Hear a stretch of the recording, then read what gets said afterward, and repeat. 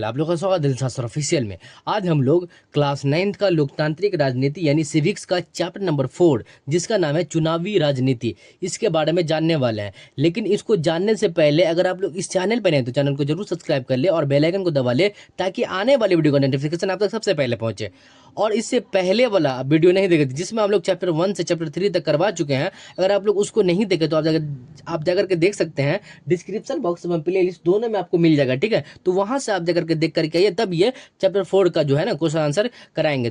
तो देखिए चुनावी राजनीति यानी कहने का अर्थ है कि इसमें जो है ना चुनाव से रिलेटेड जो राजनीति था ना उसी के बारे में इस अध्याय में बताया गया है, ठीक है। तो इसमें जितना भी क्वेश्चन आंसर है सभी के बारे में जानने वाले हैं हम। तो देखिए यहाँ पे पहला क्वेश्चन है कि चुनाव क्यों जरूरी है, इस बारे में कौन सा वाक्य सही है सही नहीं है। तो देखिए ये चारों ऑप्शन जो है ना आपको नजर आ रहा होगा। जैसे पहला क्या है कि लोग चुनाव में अपनी पसंद की उम्मीदवार को चुनते हैं, ये बिल्कुल सही है।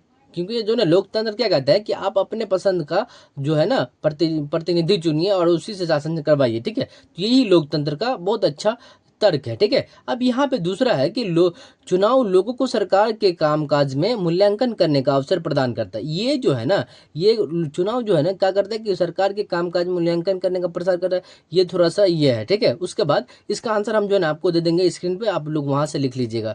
चुनाव लोगों के आकांक्षाओं के मूलभूत पे करता है, ये भी थोड़ा सा सोचने वाली बात है कि इसमें क्या है कि भलीभूत होने का अवसर प्रदान करता है, ये तो बिल्कुल नहीं होना चाहिए। चुनाव न्यायपालिका के कामकाज पे हस्तक्षेप करने का अवसर प्रदान करता है, ये थोड़ा सा ये भी कंफ्यूजन करने वाला। लेकिन इसमें जो है ना आपका जो है इसका हम शॉर्ट में आंसर आपको दे देते हैं। यहाँ पे देखिए, यहाँ पे स्क्रीन पर नजर आ रहा होगा, आप यहाँ से लिख लीजिएगा, ठीक है। अब यहाँ पे दूसरा नंबर क्वेश्चन देखिए।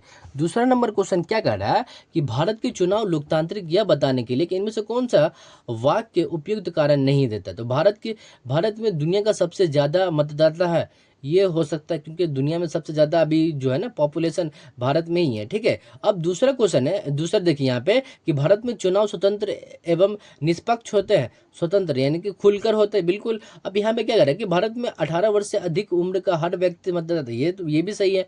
भारत में चुनाव हराने वाली पार्टियां जनादेश का स्वीकार कर लेती है, ये बिल्कुल गलत होना चाहिए, ये नहीं होना चाहिए, ठीक है। ये भी किसी भी देश में नहीं होनी चाहिए। अब यहाँ पे देखिए तीसरा नंबर क्वेश्चन, ये भी इंपॉर्टेंट क्वेश्चन है, ठीक है। यहाँ पे देखिए इसका आंसर भी हम आपको स्क्रीन पर दे देंगे दूसरा का, ठीक है। अब तीसरा देखिए निम्नलिखित में से मिले तो देखिए सार्वभौम वयस्क मताधिकार, तो 18 वर्ष से ऊपर जो है 18 वर्ष के हैं या 18 से ऊपर से है तो आप मताधिकार देने मतलब मत देने का अधिकार आपको है, ठीक है।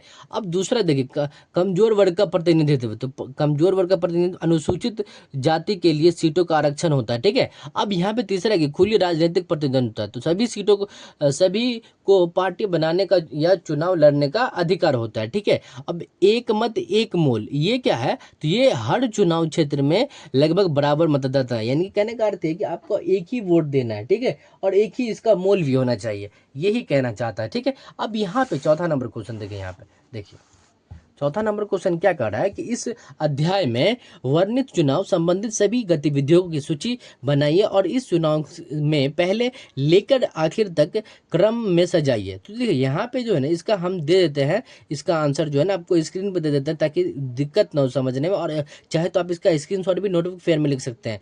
अब पांचवा क्वेश्चन है कि चुनाव के समय चुनाव आयोग की किन भूमिका का असहमत है, ये भी इंपॉर्टेंट क्वेश्चन है और इसका भी आंसर हम जो है ना आपको स्क्रीन पे दे देते हैं ताकि दिक्कत ना हो समझने में, और ये जो है ना शॉर्ट भाषा में हम ताको समझा देंगे। क्योंकि अगर हम एक्सप्लेन करना चाहेंगे जैसे जैसे देखिए फोटो पहचान पत्र एवं निर्धारित पहचानों के आधार पर ही मतदाता, ये बात तो सही है क्योंकि आपका फोटो जैसे मान के चलिए कोई दूसरा व्यक्ति अगर के आपके नाम पे वोट दे दे तो ये बेकार हो जाएगा, ये संविधान नहीं कहता है और ये लोकतंत्र नहीं कहता है, ठीक है। तो जो व्यक्ति है उसी का फोटो होना चाहिए, पहचान होना चाहिए, ये ठीक है। अब यहाँ पे इसका आंसर जो हम आपको स्क्रीन पे दे देते हैं, यहाँ से लिख लीजिएगा, स्क्रीनशॉट भी नोटबुक फेयर में लिख सकते हैं, ठीक है।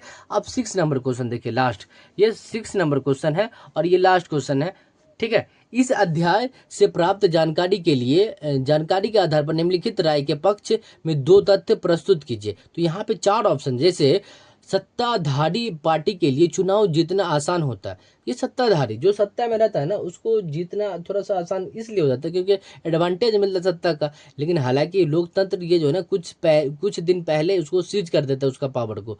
ठीक है, अब वहाँ पे चुनाव निष्पक्ष एवं स्वतंत्र हो, इसके लिए जनता की भागीदारी होनी चाहिए। बिल्कुल ये इम्पोर्टेंट ये विषय है, क्योंकि अगर चुनाव निष्पक्ष और स्वतंत्र हो तो उसमें जनता के लिए सबसे महत्वपूर्ण भूमिका निभाती है। ठीक है, अब यहाँ पे इसका आंसर जो है ना, आपको हम स्क्रीन पे दे देते हैं ताकि आपको दिक्कत ना हो समझने में।